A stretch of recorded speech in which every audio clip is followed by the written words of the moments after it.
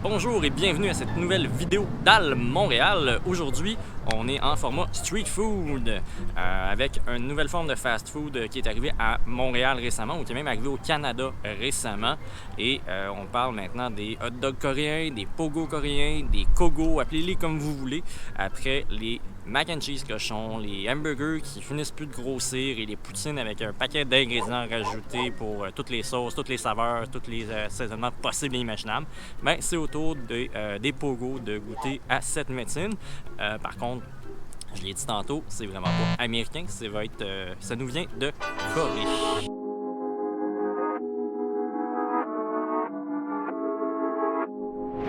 Et on va avoir droit à une belle variété. Aujourd'hui, je vais vous en tester 6 pour le plaisir. Puis là, j'en profite un petit peu pour filmer en ce moment parce que d'habitude, il y a toujours un méga line-up devant le commerce parce qu'en fait, il y a deux lignes. Une ligne pour rentrer et commander et une autre ligne à l'extérieur pour pouvoir ramasser sa commande. Le délai d'attente est quand même raisonnable, même s'il y a un line-up, ça vaut le détour. Et l'important, c'est de mixer avec les bonnes sauces et les bons assaisonnements pour vos pogos. Soyez certain qu'à deux, vous remplissez un adulte, c'est sûr et certain. Là, pour le plaisir et pour surtout goûter le plus de choses possible, je vais commander 6 aujourd'hui. Les prix, ça varie normalement entre à peu près 5 $ à 8 $ le pogo, dépendant de comment il va être apprêté.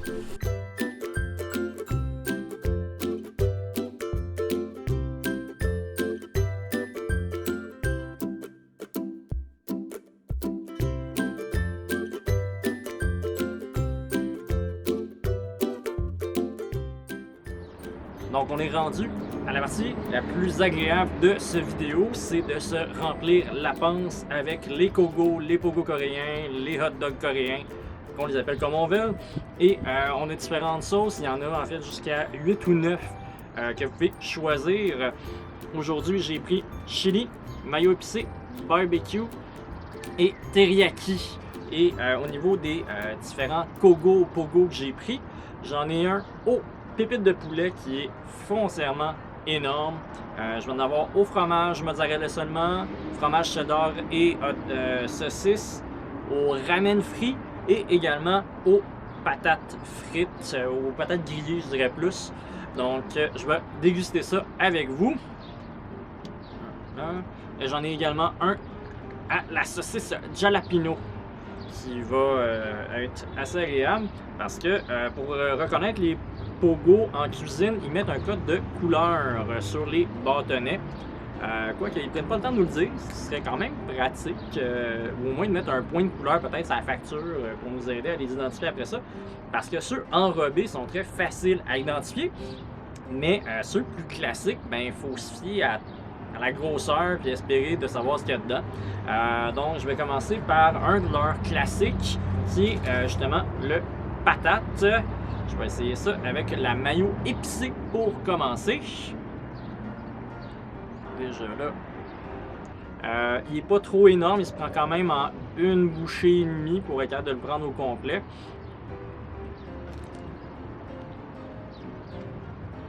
Donc les patates en tant que tel, ça goûte vraiment les patates déjeuner. C'est comme si on avait un pogo déjeuner, saucisse, pâte de riz et après ça, les patates déjeuner. Quand même assez simple, mais on s'entend que ça va être assez garni pour remplir quelqu'un sans problème. C'est vraiment le mariage des sauces qui fait la différence avec ça ici. Là, lui, j'ai un feeling que c'est fromage, ça. Fait que je vais l'essayer avec la sauce barbecue. Vous allez voir ça.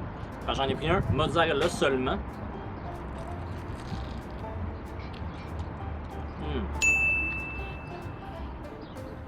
Donc vraiment, tout est rempli au complet. Il n'y a pas de saucisse du tout.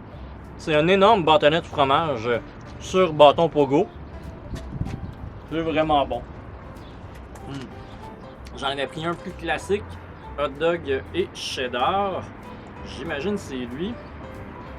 Allons-y pour la sauce chili cette fois-ci. Puis il vous recommande même dans le restaurant de mélanger les sauces au besoin.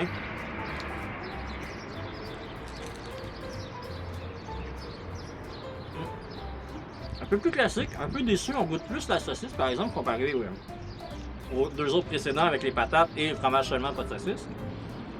On se rapproche plus de la saveur d'un pogo original. Parce qu'il y en a un pogo original, mais tu sais, je me dis tant qu'à dépenser un certain montant, aussi bien essayer de prendre l'original. Ben, wow. Quelle belle phrase incroyable! Donc, aussi bien d'aller pour quelque chose d'un petit peu plus éclaté tant qu'à dépenser des sous. Puis on le voit, ben, tu sais, sur le site web ou sur le menu, il y a beaucoup de cheddar. Là, il y en a un petit peu. Puis bien souvent, en fait, pour l'avoir expérimenté, il se ramasse dans le fond.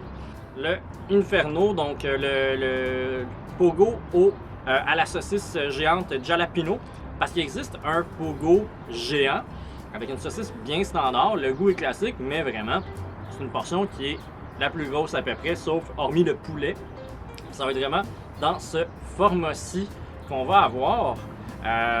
On va y aller un petit peu plus. Je vais retourner avec la sauce plus barbecue. Tiens, on va aller voir ça. Il y a même un peu de fromage dans cette saucisse-là en plus. Donc, fromage, jalapeno, saucisse, c'est un match incroyable. Le Inferno est probablement un de mes préférés dans la sélection. Et je dois être vraiment super mignon. Avec des miettes un peu partout et surtout des bouches de hamster quand je suis en train de vous parler. Ça, c'est, tant qu'à moi, l'Inferno, c'est un must à essayer chez Chung Chung. C'est justement la nouvelle chaîne de Pogo, Hot Dog, Kogo. Là, ça, c'est celui que je suis sans doute le moins sûr. C'est celui au ramen frit. Fait qu'il n'y a pas beaucoup ou peu de pâte de riz sur celui-ci, qui est vraiment enrobé complètement de nouilles ramen. C'est des petites nouilles ramen genre style instantané. Fait que je suis pas trop certain. On va reprendre de la mayo épicée pour s'aider avec celle-là. Et lui, c'est vraiment la première fois que je le goûte. Fait que je sais pas si je vais triper sur le concept de ces nouilles-là frites, mais bon.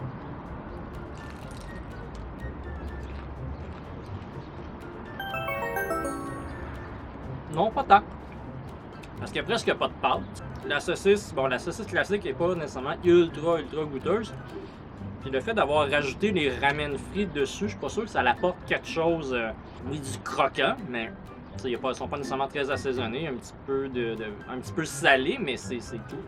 Fait que non, ça c'est tant qu'à moi c'est un fail, même si c'est comique à faire en vidéo, ça se limite à ça. Et maintenant, bon ça là, ça c'est le monstre, parce qu'ils ont décidé d'en sortir un aux pépites de poulet.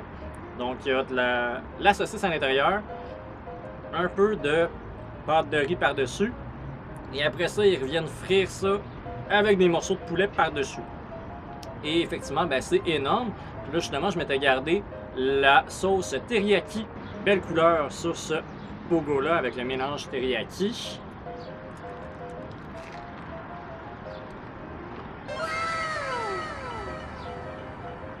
La sauce teriyaki est super bonne. Un petit peu relevée au gingembre. Et le poulet, les épices qu'ils mettent dessus, le fait vraiment ressortir, c'est le fun. Par contre, vous avez vu la bouchée que j'ai prise et je me suis même pas encore rendu à la saucisse qui est au milieu. Donc, armez-vous de patience pour manger celui-là. Puis mélange teriyaki, poulet frit, vraiment super bon. Et c'est des morceaux de blanc de poulet, donc de poitrine de poulet qu'on va avoir. De toute façon, pas besoin de plus de gras en mettant de la viande brune. Il y en a déjà assez là-dedans dans la friture et tout.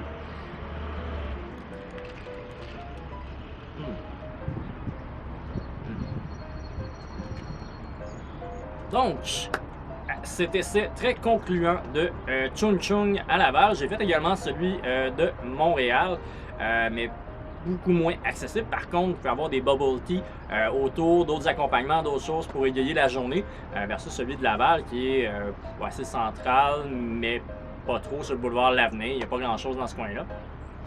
Par contre, plus accessible si vous y allez en voiture. Sinon, pour une marche downtown, allez celui sur Sainte-Catherine, qui va être plus dans l'ouest de Sainte-Catherine. À dans 2 semaines, pour un petit tease, ça va être sur les meilleures pâtisseries à Montréal. Manquez pas ça. Merci d'avoir écouté cette vidéo dans le Montréal. J'espère que ça vous a plu.